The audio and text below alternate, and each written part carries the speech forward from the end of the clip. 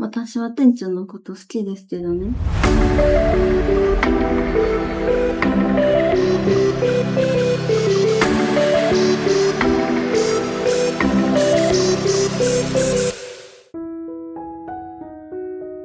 Have you ever met someone who believed they were invisible? Not in a dramatic movie trailer way. Not the tragic hero standing in the rain. Just invisible in everyday life.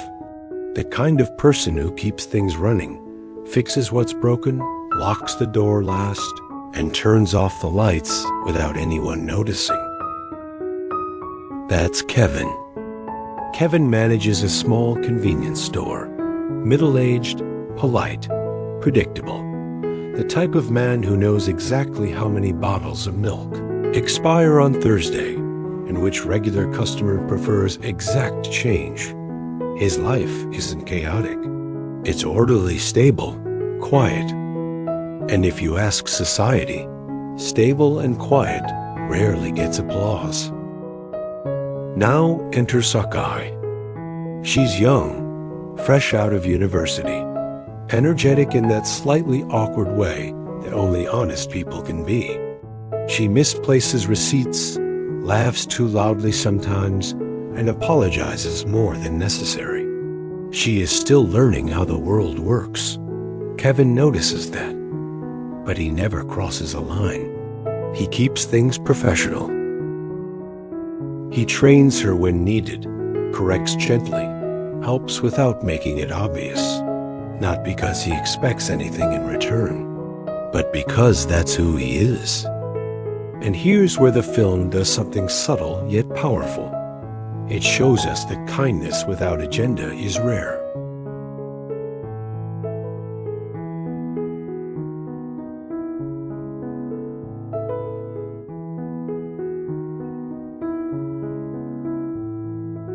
店長お疲れ様でした。あ、お疲れ様。お先失礼します。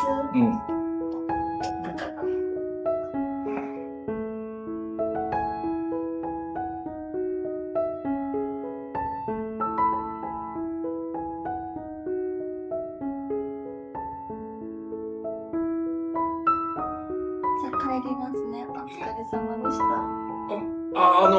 雨がほら降るみたいだから、はい、気をつけてな。あ、わかりました。ありがとうございます。お疲れ様。お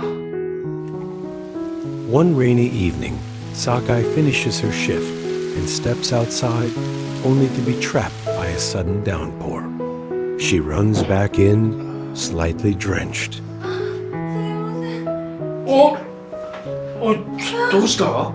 急に雨降ってんちゃって傘持ってなかったんで一回お店戻ってきちゃいました。そうだ、確かタオルあったからちょっと待ってな。すいません、ありがとうございます。 Kevin, without drama, hands her a dry handkerchief. No slow motion music, no grand speech, just a small gesture. And that is the turning point. They talk, not as manager and employee, not as young and old, just as two human beings waiting for the rain to stop. Then Sakai says something that disrupts Kevin's entire internal narrative. She tells him she admires him, not his position, not his authority, not his salary. Him. She says being around him makes her feel safe and understood.